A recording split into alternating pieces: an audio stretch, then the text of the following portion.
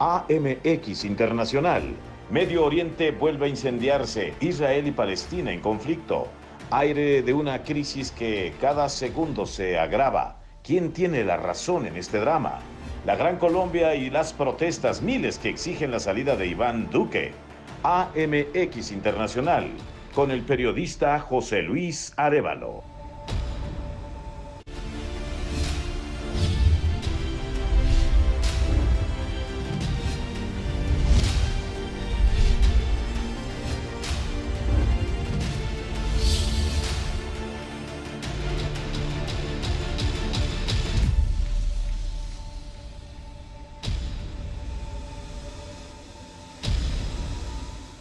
Hola, ¿cómo están? Muy buenas tardes, bienvenidos a una emisión más de AMX Internacional. Soy José Luis Arévalo, como siempre, nos da muchísimo gusto estar con usted. Muchas gracias por su preferencia y por su confianza en este programa internacional, el único de la televisión mexicana donde se tocan temas de carácter internacional y que se trata de profundizar para conocerlos a detalle y, por supuesto, muchos de los casos, si tienen alguna relación con México o con el Estado de México, que mire, en esta ocasión no lo tiene.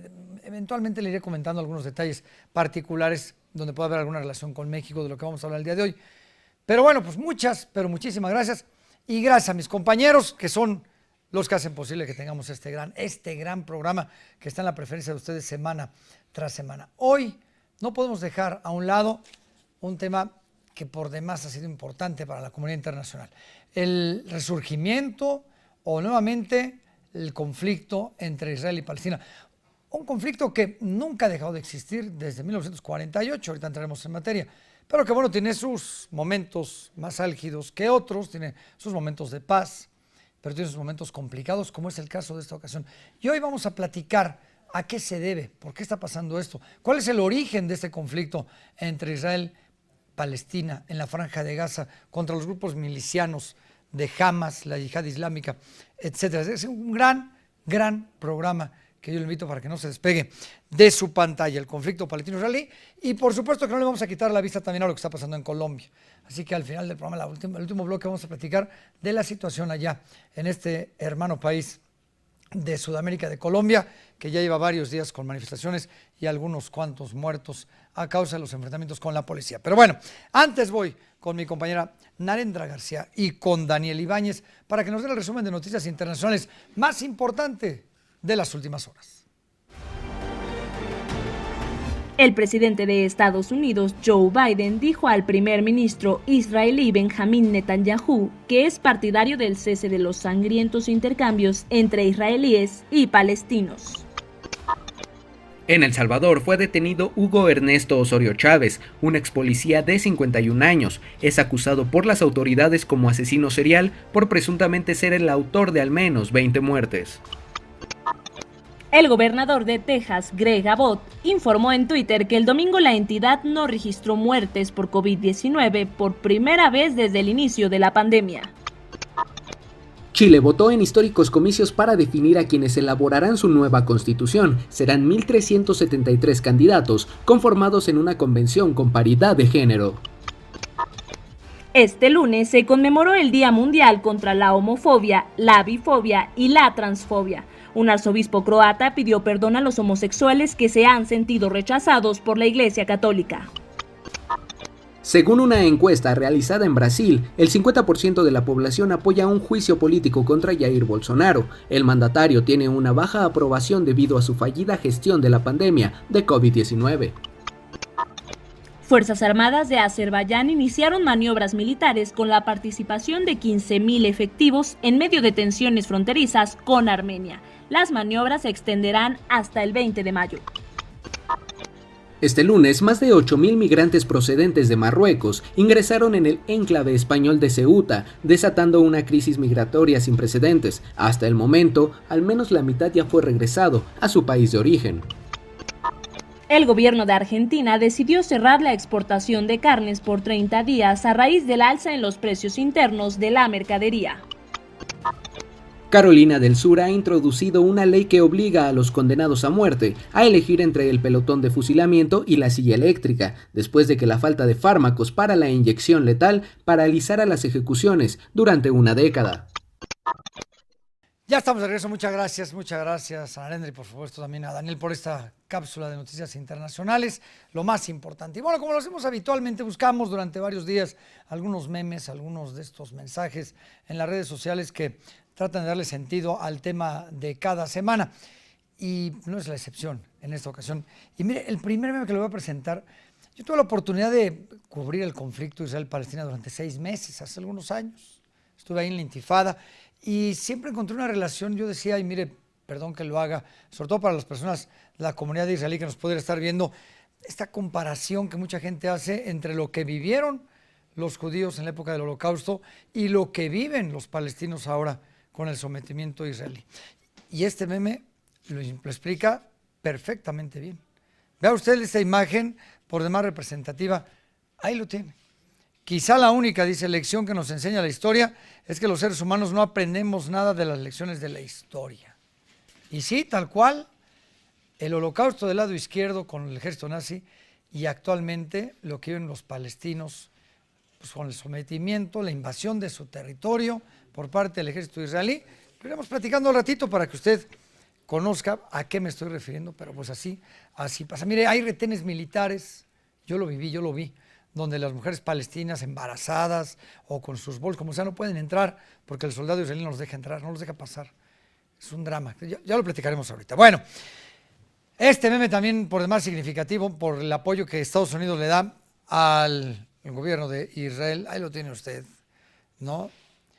Todas las carretonadas de dinero que le llega de Estados Unidos a Israel para el mantenimiento de este Estado, pues que fue establecido después de la Segunda Guerra Mundial en el Medio Oriente, bajo el apoyo de Estados Unidos. No hay cualquier tipo de obstáculo que encuentre Israel en Naciones Unidas que no sea detenido por los Estados Unidos. Y el que sigue, bueno, pues mire, por demás ilustrativo de lo que se está viviendo ahorita. La comunidad, esto es una maravilla porque ve usted encima de la barda que va a ver ahorita, la Franja de Gaza es una gran cárcel, 2 millones de personas viven ahí adentro que no pueden salir ni por tierra, ni por mar, ni por ningún lado.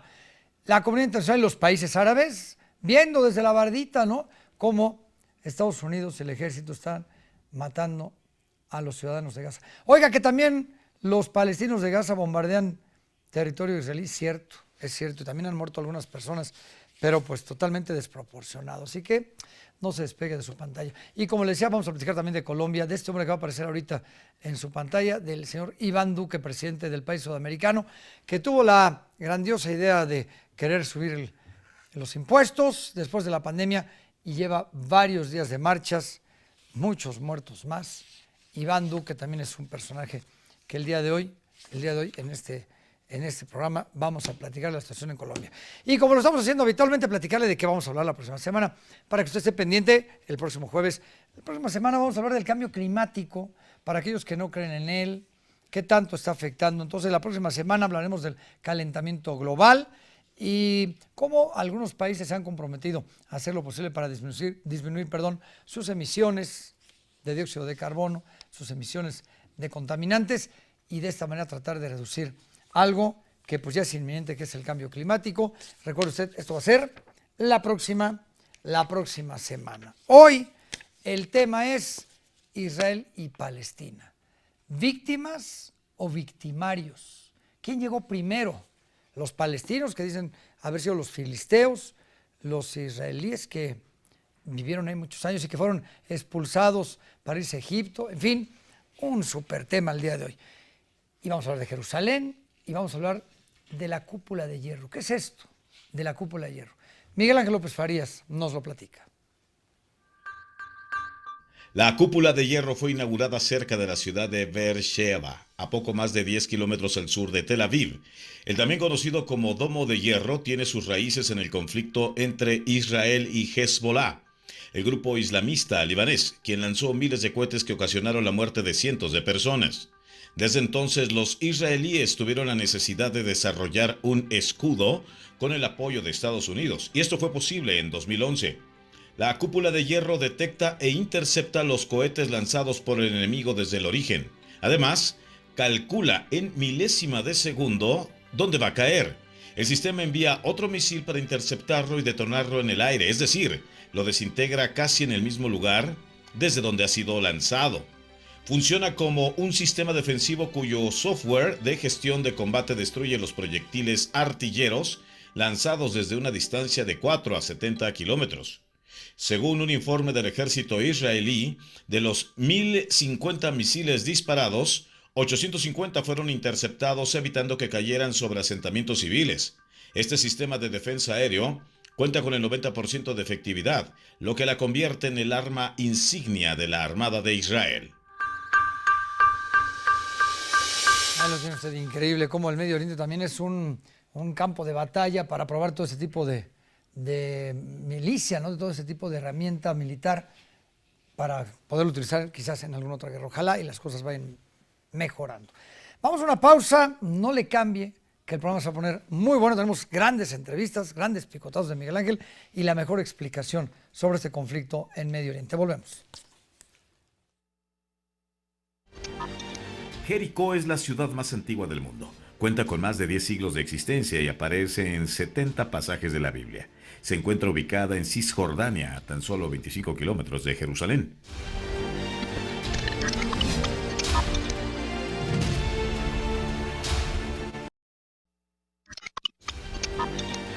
El Mar Muerto es el punto con menor elevación de la Tierra. Se encuentra a 430 metros por debajo del nivel del mar. Se dice que el agua contiene 10 veces más sal que los océanos, lo que provoca que ningún organismo pueda vivir en sus profundidades.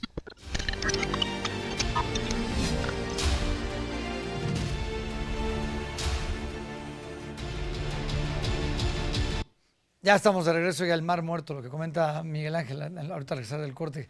Qué maravilla. Además la gente va ahí y usted flota y la gente se embarra de lodo porque es muy bueno para la piel. Grandes lugares. Es un lugar maravilloso, creo usted, el Medio Oriente, la tierra prometida, donde convergen católicos o cristianos, musulmanes, arameos, judíos, franciscanos. Todo el mundo se la pelea, todo el mundo quiere ser dueño de Jerusalén, todo el mundo quiere ir a Galilea, recordar los pasajes bíblicos. Es un lugar maravilloso, en el desierto, problemas de agua, pero con mucho petróleo. ¿Es la tierra prometida o es la tierra del diablo? Miguel Ángel López Farias. Muy buena pregunta, querido Pepe. Y sí, si nos asomamos, no estamos frente a un vergel, ¿eh? La mayor parte de este territorio es solo y puro desierto. Sin embargo, un pequeño pueblo pues lo prefiere, así desde hace 5,000 años. Pero ser una nación errante les ha permitido extenderse por todo el planeta. Esta región del mundo congrega a las 3 más grandes corrientes espirituales, como citabas, el judaísmo, el cristianismo y los árabes. Y el solo hecho de que el principal ingrediente sea la religiosidad para convertirse en una de las regiones más explosivas, pues lo explica todo. El conflicto entre Israel y Palestina ha provocado decenas de miles de muertos y millones de refugiados. Se trata de un Oriente Medio hecho un polvorín. Y la historia se remonta a la eterna persecución en contra de los judíos. El antisemitismo tuvo su máxima expresión en la Alemania nazi y el infierno del Holocausto durante la Segunda Guerra Mundial. Después de casi de ser exterminados, pues los judíos buscaban dónde conformar su nación. Se ha pensado, fíjese usted, en Argentina, en Uganda y en Birobidzhan. Esto queda entre Rusia y China. Pero la tradición judía hablaba de la tierra prometida y que estaba entre Palestina y Tierra Santa, una franja de 400 kilómetros cuadrados entre el mar Mediterráneo y el río Jordán. El detalle es que también para los musulmanes y los cristianos esta región es sagrada. Y todo, pues, es cuestión de tierras. Así han tejido israelíes y árabes sus conflictos. Han sido los judíos los que más ganancias han obtenido en décadas. Pues una vez que sellaron acuerdos de paz con Egipto en los tratados de Camp David, es que la guerra se concentró solo con los palestinos, mismos que han ido perdiendo su original nación. Israel es una potencia, sin lugar a dudas, con recursos económicos y armamentísticos capaces de ir pues mermando a una Palestina que es observada como una gran víctima de sus poderosos vecinos. Mientras, la tierra prometida es el epicentro del infierno mismo, como ejemplo de la mayor contradicción espiritual, Pepe, como si el diablo mismo, fíjate, escribiera este guión. Gracias, Pepe. Así es, Miguel Ángel, extraordinaria comparación. Pues sí, así son las cosas allá en este lugar, que es maravilloso, creemos que es maravilloso, pero tiene toda esta complejidad que para muchos va a ser interminable. Mientras no se reconozca un Estado palestino o mientras los árabes no reconozcan al Estado israelí, imagínense de qué estamos hablando. Pero mire, antes de entrar en la materia histórica y geopolítica y cómo es que es Cisjordania y qué es la Franja de Gaza, vamos a dar un recuento de cómo están las cosas en estos días. ¿Qué está pasando en este nuevo incremento de la violencia entre los palestinos de Gaza y el ejército israelí? Y justamente vamos hasta Israel. Vamos hasta Israel con Yehuda Chamorro, periodista y productor allá en Israel, a quien le saludo con muchísimo gusto. Yehuda, muchas gracias por este enlace hasta Israel. Y bueno, pues primero que nada, esperando que estés muy bien. Gracias, gracias. ¿Cómo van las cosas en esta nueva escalada de la violencia? Ya son varios días, ya son decenas de muertos de ambos lados, donde se nota claramente dónde hay más poderío militar, ¿no? Y la Franja de Gaza pues, le ha ido muy mal. Cuéntanos, por favor. Pues las cosas siguen bastante graves. Ya hemos recibido más de 3.700 cohetes. Llevamos 10 heridos de nuestra población, 10 heridos, 10 muertos, 2 de ellos corriendo hacia al punto de refugio, 114 heridos, 194 personas heridas corriendo al refugio. Esta no es una guerra que nosotros iniciamos, esta no es una guerra, como ustedes han dicho, Israel contra Palestina, esta es una guerra entre Israel y un grupo terrorista que tiene a una población de casi 2 millones de árabes que se llaman palestinos como rehenes. Este es un grupo terrorista que ha dicho que quiere la destrucción de Israel. Gritan desde el río hasta el mar. Van a reconquistar a Palestina. Eso es lo que ellos están diciendo.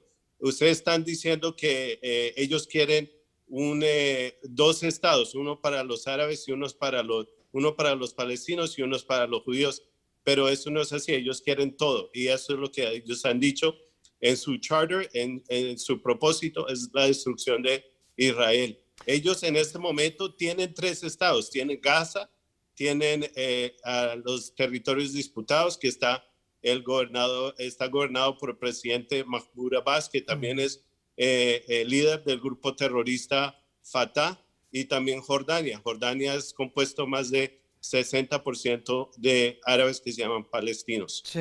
Yehuda, el origen de esta nueva escalada de la violencia tiene que ver con la inauguración, la creación de un nuevo asentamiento judío que es reciente y viene otro en el mes de agosto. ¿Estos asentamientos judíos están dentro del territorio israelí o una vez más fueron desplazados los palestinos para que Israel pueda colocar estos asentamientos?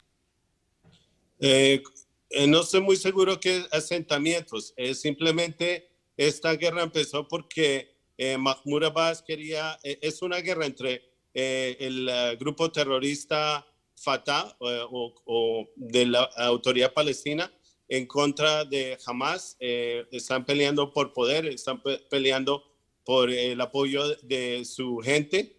Y de eso se trata. Uno hace violencia aquí en Jerusalén, incita violencia adentro de Israel, y el otro grupo terrorista Hamas hace terrorismo y violencia desde el territorio Gaza. Pero sí, pero no hay que tener mucho del origen de este conflicto tiene que, bueno, desde que en 1948 se establece el Estado de Israel en este territorio, mucho de este conflicto tiene su origen en los asentamientos judíos, ¿no? Sin hablar de lo que está pasando ahorita, sino en términos generales. Es la manera en la que el gobierno israelí ha ido recuperando o apoderándose del territorio donde estaban establecidos los palestinos, ¿es correcto?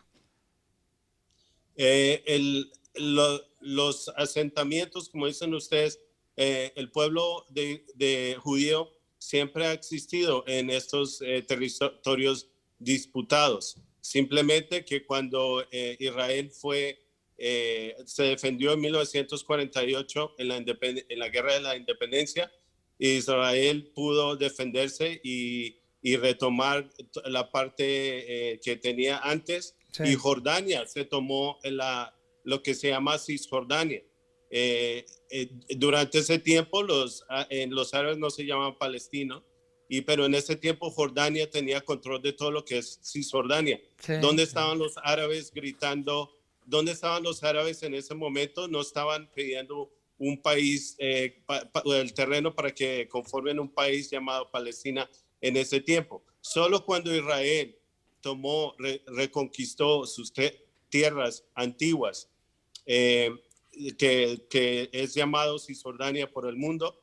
Solo cuando los judíos toman control de eso, ahí sí empiezan a gritar que quieren un país llamado Palestina. El grupo OLP fue conformado en 1964, desde sí, cuando Israel no tenía ni siquiera control de Cisjordania, en el año 1964. Pero y no estaban pidiendo Cisjordania, estaban en ese momento pidiendo lo que es Israel en ese momento. Ahora espero que te interrumpa. Que quieren el territorio de Cisjordania. Justo en esa parecida, bueno, se conforma el Estado israelí, viene la Guerra de los 6 días, aparece Yasser Arafat y es un sinnúmero de conflictos entre ambas partes. La primera intifada, la segunda intifada, 2009, ¿cuántas veces no ha habido lo que estamos viendo ahorita?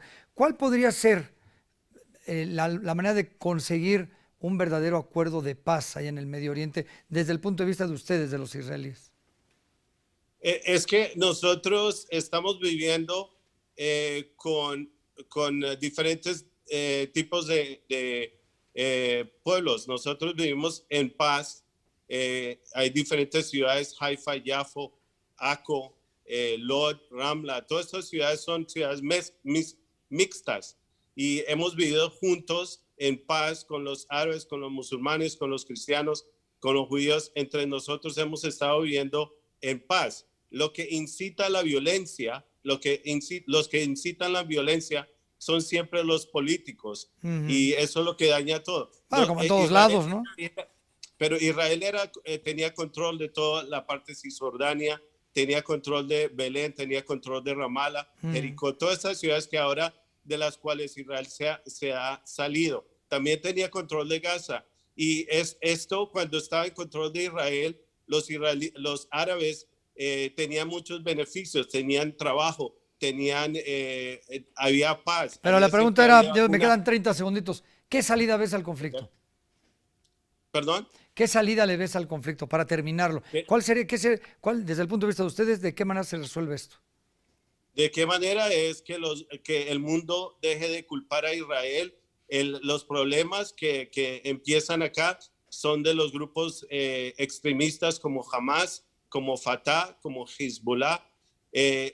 Nosotros podemos vivir juntos en paz con el pueblo árabe y así hemos ya firmado 4 acuerdos con países árabes recientemente. Sí. Se puede.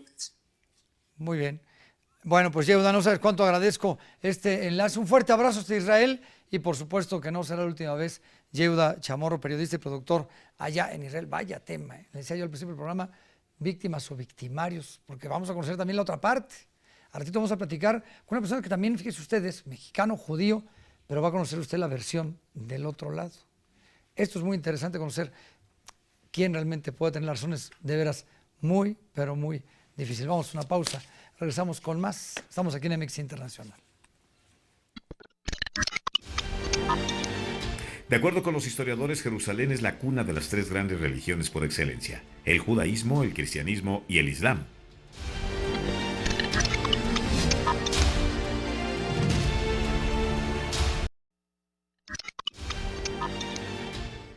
El primer libro impreso y el más leído del mundo ha sido la Biblia. Este texto fue escrito en Jerusalén y de ahí se propagó a todo el mundo, hasta que años más tarde las imprentas comenzaron a producirlo en serie.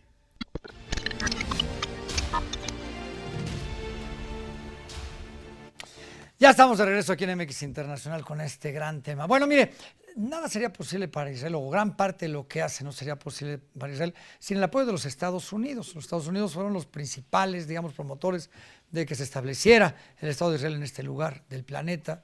Un lugar, como decíamos hace un momentito, lleno de petróleo, con muy poca agua, donde se pelea por el agua, se pelea por el territorio, se pelea por religión, hay tantas cosas inmersas en este conflicto, y donde Estados Unidos juega un papel importantísimo, no solamente en el campo de la diplomacia.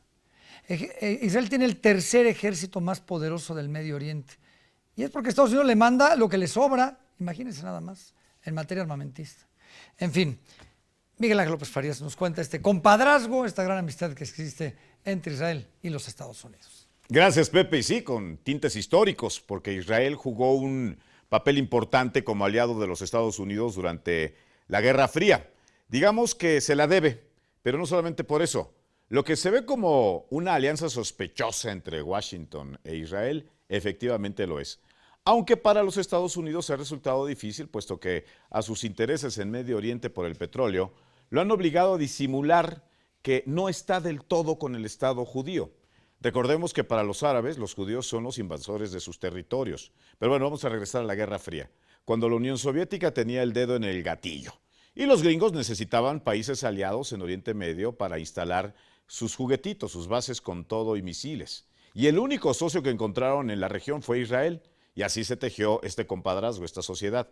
Estados Unidos protegiendo a Israel de sus muy enojados vecinos y Norteamérica colocando sus misiles balísticos con dirección al Kremlin. Pero no solamente eso. En Washington se mueven intereses económicos muy poderosos a favor de Israel.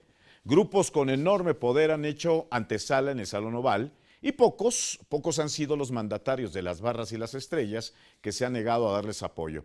Por ello es que detrás de la estrella de David se siente la bota yanqui, y esto en el mundo árabe se sabe, razón por la cual es que más de un país antisemita pues se detiene para lanzarse en contra de los judíos. Eso sí, cuando es necesario, los Estados Unidos aumentan su presencia militar en aquellas regiones que le significan focos de inestabilidad en sus zonas de interés petrolero. Y no solamente eso, sino cuando se trata de dejar en claro que los Estados Unidos tienen un hermanito menor en el vecindario y que nadie debe meterse con el muchacho israelita.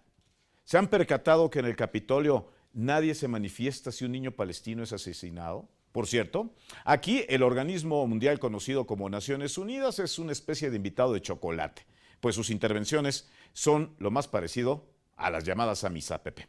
Así es, exactamente, Mac. Muchísimas gracias.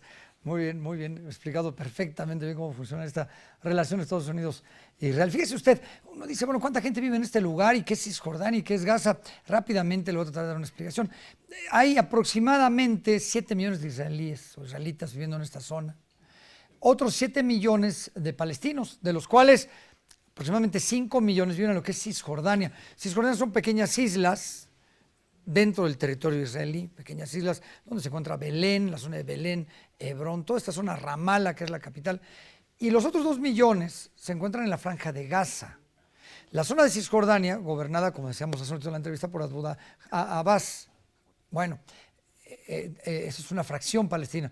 En Gaza, que es una lengüeta, es una franja pegada al Mediterráneo, que hace frontera con el Mediterráneo, con Egipto y con Israel, donde están encerrados 2 millones de palestinos, efectivamente, gobernados por Hamas, que es esta organización, a mí no me gusta la palabra terrorista, mire, este grupo de milicianos que pues defienden el territorio de Gaza. ¿Es complicado? Sí lo es muy, pero muy complicado para tratarlo de en 2 segundos contárselo, pero bueno, vamos a tratar de profundizar un poquito más y tenemos un gran invitado, fíjese, él es mexicano, judío, pero además tiene una visión muy clara de por qué, cuál es el origen de este conflicto.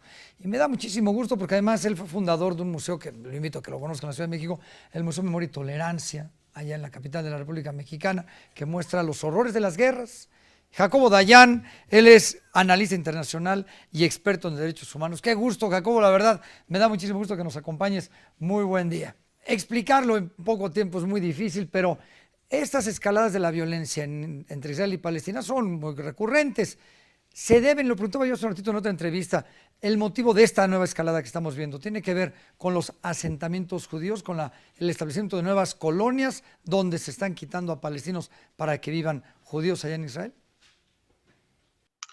Sí, lo que se dio en esta ocasión, y como muy bien dices, esto ha sido recurrente, lo que se dio en esta ocasión, la chispa que estalló fue el fallo de tribunales israelíes para despojar de tierras a población palestina en Cisjordania, que se juntó con fechas relevantes en el calendario islámico, con el Ramadán, con represión en mezquitas y también con los días de fiesta nacional judía. Es decir, lo que se dio fue en un ambiente de exacerbación de sentimientos religiosos y nacionales, aunque el conflicto no es religioso, un detonante que tiene que ver con el continuo despojo de tierras por parte del gobierno de Israel en Cisjordania, que ha ido poco a poco desmantelando, empujando a población palestina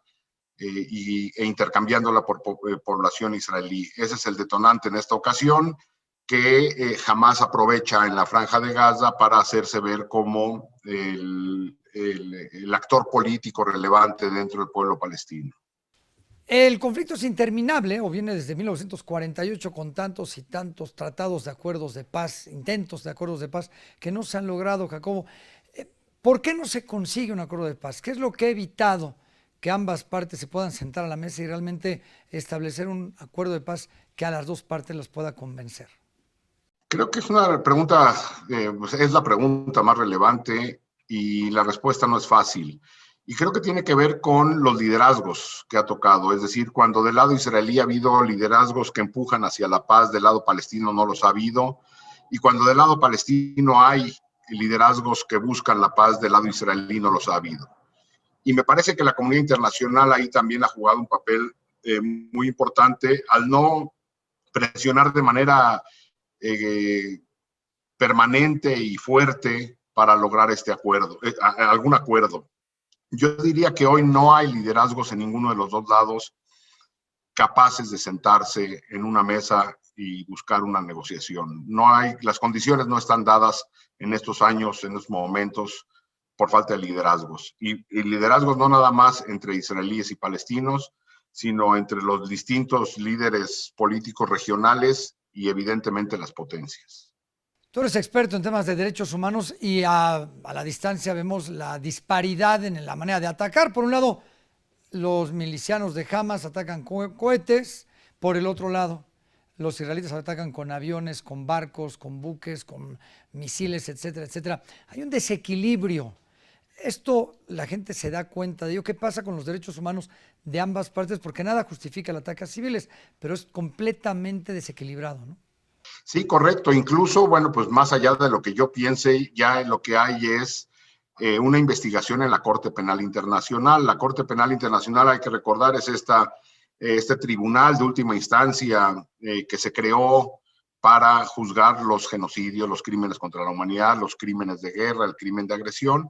Y ya desde hace un tiempo tiene una investigación abierta sobre crímenes de guerra perpetrados por el gobierno de Israel y por Hamás en cuanto al ataque a población civil. Lo que estamos viendo en estos momentos, de ambas partes hay ataques a población civil. Del lado israelí habría que aunar también la desproporción en el ataque, que es otro de los elementos en los crímenes de guerra, y también sobre la situación de la ocupación y el traslado forzoso de población.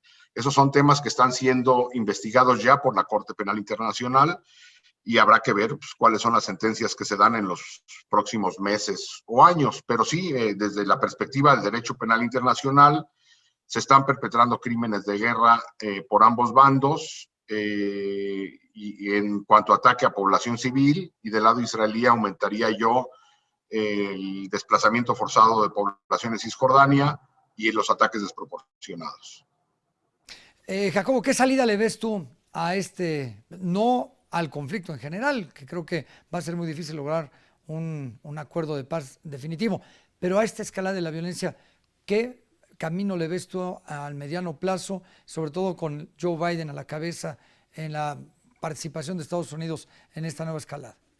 Sí, siempre se dice que las escaladas de violencia entre Israel y Hamás aparecen porque han aparecido de manera reiterada, y todo el mundo dice, o la mayoría de los analistas creen que eventualmente se destensará el problema. Pero bueno, siempre que hay una escalada de violencia, evidentemente hay víctimas, hay que hablar de las víctimas, y no se sabe a dónde puede llegar. Es decir, aunque ya en estos días se habla, están hablando ya potencias, Estados Unidos, Francia, pidiendo el cese al fuego, existe el riesgo de que esto escale, pero pues, probablemente ocurrirá lo que ha ocurrido en los últimos años, ¿no? Que la presión internacional de alguna manera logra pues, ni siquiera una pacificación, diría yo, es un cese al fuego tenso, que se mantendrá unos años y probablemente regresará si no hay solución al conflicto. Pues querido Jacobo, no sabes cuánto te agradezco que nos hayas acompañado. Te mando un muy fuerte abrazo y seguramente te vamos a estar molestando. Muchísimas gracias. Pues muchas gracias y estamos en contacto. Muchas gracias, Jacobo Dayan, experto en estos temas. La verdad que es, como le decía yo, difícil darnos cuenta, pero sí hay un desequilibrio, ¿eh? Mientras Israel tiene un ejército completamente establecido, en Gaza no lo hay. Y la imagen de este edificio que se cayó por un bombardeo, porque dicen que allá había armas, en Gaza no hay un ejército, no hay una Secretaría de la Defensa, un Ministerio de la Defensa. Le voy a presentar este video de una pequeñita en Gaza. Vea usted, una niña de 10 años, cómo vive su tragedia del día a día por los bombardeos de Israel a los civiles, que como le digo, allá no se atacan posiciones militares porque no las hay, no hay un ejército. Es un edificio donde viven civiles y hay milicianos de Hamas y hay armas porque todo está revuelto. Vea usted esto. All of this, when I see it, I literally cry every day, saying to myself, why do we deserve this? What did we do to this? My family said they just hate us. They just don't like us because we are Muslims. Why does Muslims act for you like that? We're just kids. You see all of the kids around me? They're just kids. Why wouldn't you just send a missile to them and kill them? It's not fair.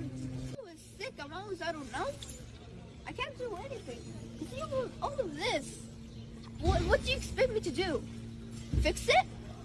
I'm only 10. I can't even do anything this more. I just want to be a doctor or anything to help my people, but I can't. I'm just a kid. I don't even know what to do. I get scared, but not really that much. I do anything for my people, but I don't know what to do. I'm just 10. Ahí lo tiene usted. Y le puedo asegurar que del otro lado, perdón, aquí estoy, del otro lado se vive lo mismo, ¿eh?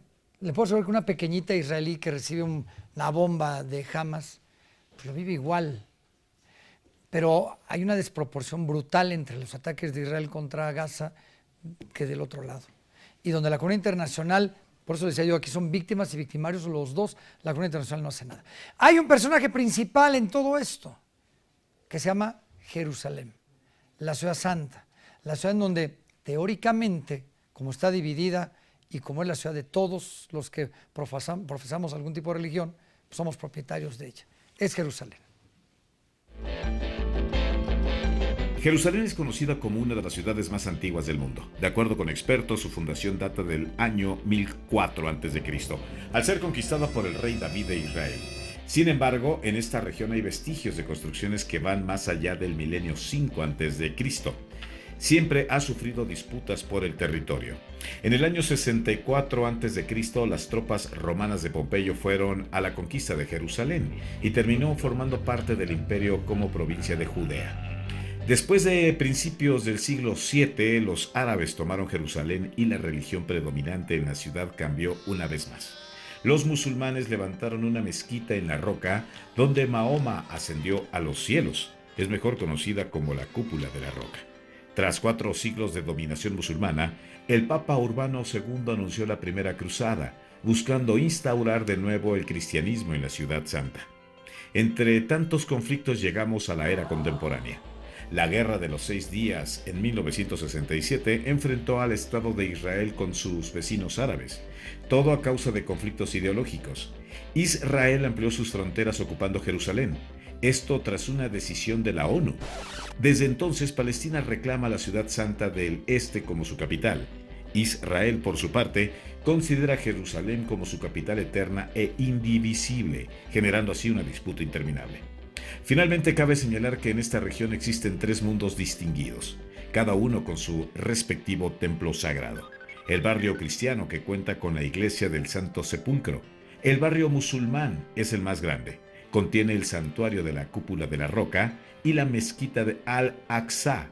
Y el barrio judío, quien alberga el Muro de los Lamentos. El Muro de los Lamentos, donde era el templo de Salomón, y de eso que lo cuiden tanto. En fin, esa es la hermosa ciudad de Jerusalén, núcleo principal en este conflicto, que todos se la pelean y que todos deberíamos de defenderla, porque ahí estamos todos, cristianos, judíos, árabes, musulmanes, en fin, una maravilla de lugar, pero pues que está en medio del conflicto. En fin, como le digo yo, víctimas o victimarios, aquí lo único que tenemos que dejar claro es la falta de respeto, la violación constante a los derechos humanos en este lugar y la falta de voluntad política de la comunidad internacional para resolver un tema que cada vez va creciendo y que cada 2, 3 años viene un incremento de la violencia como el que estamos viendo ahora. Ojalá y haya voluntad política y se acabe muy pronto. Vamos a una pausa, al regresar platicaremos de Colombia. No le cambie, volvemos. Israel es el único país en el planeta que revivió una lengua muerta como el hebreo, y lo hizo uno de sus 2 idiomas oficiales. Por su parte, Palestina tiene como lengua natal el árabe palestino.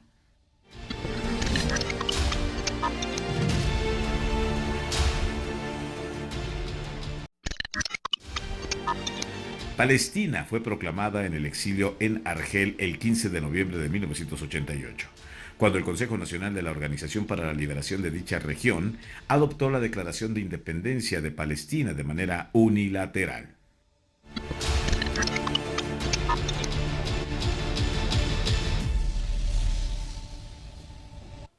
Ya estamos aquí de regreso y bueno, pues dejamos momentáneamente, ya platicaremos en otro programa cómo va el desarrollo de la situación allá en el Medio Oriente. Para platicar de Colombia, no le podemos perder la vista a Colombia, este país hermano en Sudamérica, que desafortunadamente se ha visto envuelto durante muchos días, varias semanas, en el caos, la muerte, las manifestaciones, los enfrentamientos, porque el presidente Iván Duque dijo: voy a subir los impuestos. En plena pandemia y sin apoyo a sus ciudadanos, la clase media, que es la que más le ha pegado esto, pues ahora tiene que pagar más impuestos y más gasto en luz eléctrica, etcétera, etcétera. Miguel Ángel López Farías, muy a su estilo, ya lo sabe usted, preparó para usted esta cápsula, un resumen de la situación en Colombia. Las calles de Colombia han sido testigos de manifestaciones sin precedentes en la historia del país, detonadas por la reforma tributaria del presidente Iván Duque.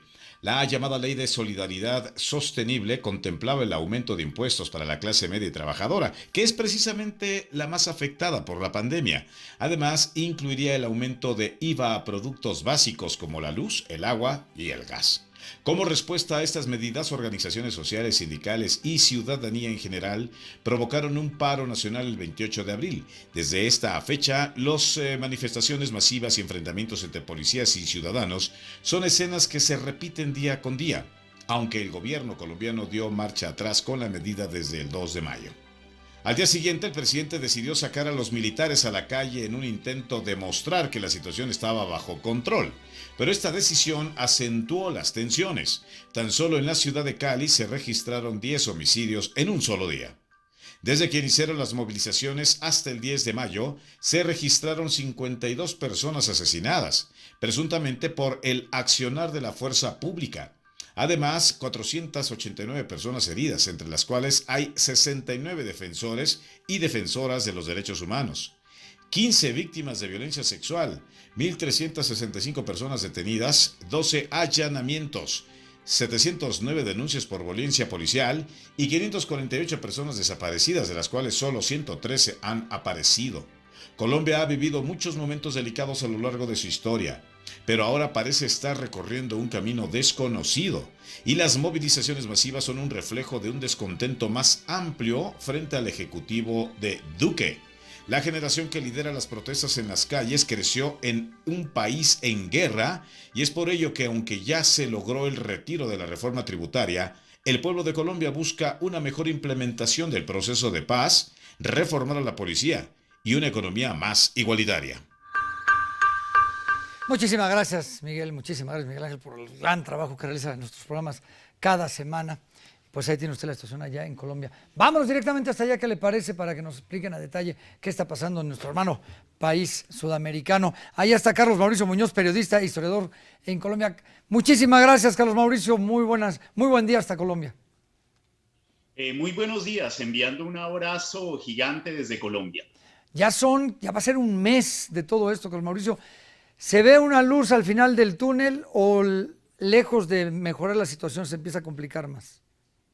Sí, pues es muy difícil la situación aquí en Colombia. Ya prácticamente llevamos 23 días del paro nacional y cada día, pues en algunos aspectos pareciera agravarse más por el número de muertes que se han incrementado de parte de los manifestantes, la brutalidad policial que ha estado presente en cada una de estas marchas, en cada una de estas manifestaciones, y además de eso, pues la postura radical de ambas partes, tanto de las personas pues que dicen representar a todos los marchantes, porque en realidad todos se encuentran muy atomizados a lo largo de la geografía nacional, y por otra parte pues el gobierno, que si bien ha cedido con el tema de la reforma tributaria, pues hay otros elementos que también desean negociar con él, y que definitivamente pues de llegar a hacerlo resultarían muy costosos también para la economía nacional. La reforma que proponía el presidente Iván Duque pretendía recoger 23 billones de pesos, algo así como 6.500 millones de dólares, pero las demandas que están exigiendo las personas que están protestando suman más de 80 billones de pesos, es decir, prácticamente no habría recursos para poder cubrir todos estos elementos. Precisamente en el día de hoy hay nuevas marchas en Colombia y, como les decía, infortunadamente pues han aumentado los casos de agresiones de la policía en contra de los marchantes, en contra de la sociedad civil, pero también han aumentado pues los casos de vandalismo dentro de las marchas, porque las mismas pues han sido acompañadas de incendios. Yo resido en la ciudad de Popayán, y precisamente el pasado viernes fue incendiada una de las sedes de la Fiscalía de la URI, concretamente aquí en la ciudad de Popayán, en razón a que el día anterior había sido conducida una adolescente que presuntamente sufrió un caso de abuso sexual, y posteriormente ella decidió suicidarse. Como este incendio, también ha habido muchos en otras partes del país. Oiga, Mauricio, ¿cuál sería la salida de este conflicto? Porque me queda claro que se origina por la crisis económica que ha traído la pandemia del coronavirus en Colombia. No hay ninguna mesa de negociación todavía, pero ¿cuál podría ser una salida si el gobierno sigue radicalizando su postura y por otro lado también los líderes de estas marchas no ceden? ¿Cuál podría ser el camino? Porque el gobierno es cierto que necesita dinero, pero también la gente necesita trabajo para poderlo generar. Ustedes que están allá, ¿cuál creen que podría ser la manera de salir de esto? Bueno, la situación económica de los colombianos es muy difícil. A raíz de la pandemia y de los confinamientos que nosotros hemos tenido que vivir acá, prácticamente aumentó la pobreza. La pobreza ha alcanzado el 42% aquí en Colombia.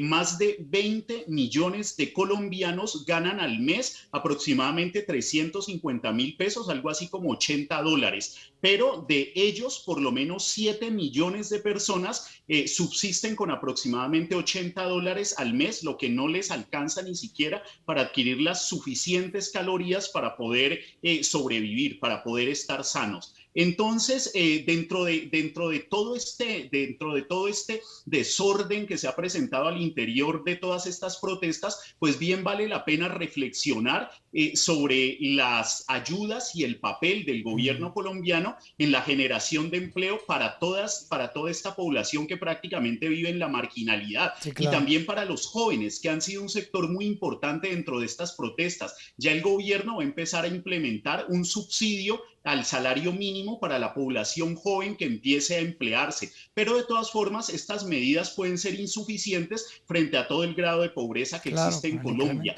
Una de las soluciones que se podrían plantear a futuro, pues es crear una agenda. Que prácticamente es más que una agenda política, sea una agenda de desarrollo, donde se ha incluido el campo, que ha sido muy golpeado en Colombia, donde se han incluidos los más humildes, los más pobres, y además de eso, pues donde se han incluidos los jóvenes. Carlos pero Mauricio, para eso se necesita un acuerdo nacional. Me queda un minutito nada más rápidamente. ¿Qué pasa con los países vecinos? Porque cuando hay estas crisis, luego mucha gente se pueden ir a Perú, ¿hay alguna alerta en los países vecinos de que colombianos no emigren para salir de este problema? No, todavía no se ha presentado eso. Antes, por el contrario, Colombia ha recibido a cerca de 4 millones de venezolanos que pues están huyendo de la difícil crisis que hay en su país. Y esto ha incrementado el nivel de pobreza en Colombia, porque las personas que han emigrado de Venezuela pues han venido a buscar trabajo acá en Colombia y han sido acogidos por los colombianos. Pero en este momento no se está presentando caso de migraciones de colombianos hacia otros países. Esperemos que eso pues no se dé en el corto plazo, sino que se puedan solucionar estos problemas. Querido Carlos Mauricio, qué gusto. Muchísimas gracias por este enlace y te estaremos molestando más adelante si nos lo permites. Aquí tienes tu casa. Muchas gracias. Encantado de saludarlos, estimado José Luis. Un abrazo a todo el pueblo mexicano. Muchas gracias, Carlos Mauricio Muñoz, periodista e historiador allá en Colombia. Así están las cosas en Sudamérica. Vamos a estar muy pendientes en los distintos espacios informativos de la Agencia Mexicana de Noticias y, por supuesto, aquí en MX Internacional de lo que pasa en Colombia, que es un referente. Ojo, como dicen en el barrio, échese ese trompo a la uña. Lo que está pasando en Colombia no vaya a ser aplicado en otros países donde las medidas de los gobiernos o el no actuar de los gobiernos pueda generar algún tipo de problema. En fin, ahí se lo dejo sobre la mesa. Nos vamos. No sé, antes, como siempre, agradecerle su preferencia. Ya sabe, este programa se repite los sábados, no se lo pierda. Si no tuvo oportunidad de verlo hoy, vuelva a verlo, no pasa nada. A nombre de mis compañeros, muchas gracias y gracias a todos ellos. Pásela bien, hasta la próxima semana.